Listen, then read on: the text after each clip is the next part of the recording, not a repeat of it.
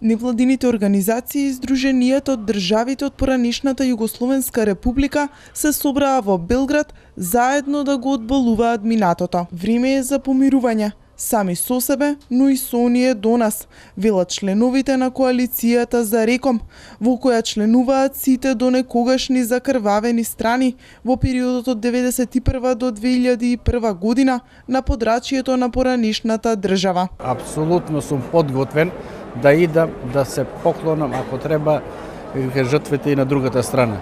Затоа што кај жртвите, односно кај мајките, независно чие од која нација припада, секоја мајка е мајка, крв е крв. И затоа тоа треба да се цени и почитува.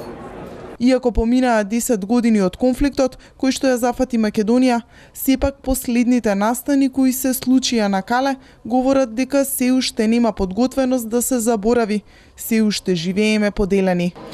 Сакам да ги напуштиме некои стереотипи и да живееме не едни покрај други, туку едни со други. Мислам дека тоа не е невозможно.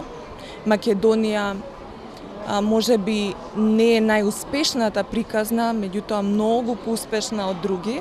Токму поради потребата од нов ден и нова иднина која е сега, а не утре, невладините организации од регионот се обединија во иницијативата за формирање на регионална комисија, во чија надлежност ќе биде утврдување на фактите за војните злосторства и тешките кршења на човековите права на просторот од поранешната држава. Вистина да ви кажувам, во Тетово постојат места кај се поделени, да речем под надводници, дека постојат места каде албанците само излегуваат и постојат места само македонците каде излегуваат.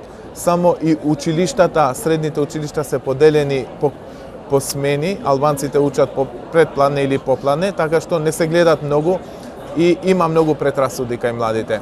Иако беа најавени, сепак во последен момент го откажаа присуството представниците од ОНА. Токму инертноста на македонските институции и секојдневните политички пазарења околу штетата и пензиите ги обединија да се приклучат кон иницијативата за Реком и да учествуваат во заедничкото расветлување на фактите од минатото. Самата држава треба да дава силен потик и да биде поддржувач не само формално, него суштински во изнаоѓање на решенија за градење на тие, да кажем, проекти кои се во насока за помирување на сите тие конфликтни состојби во Република Македонија.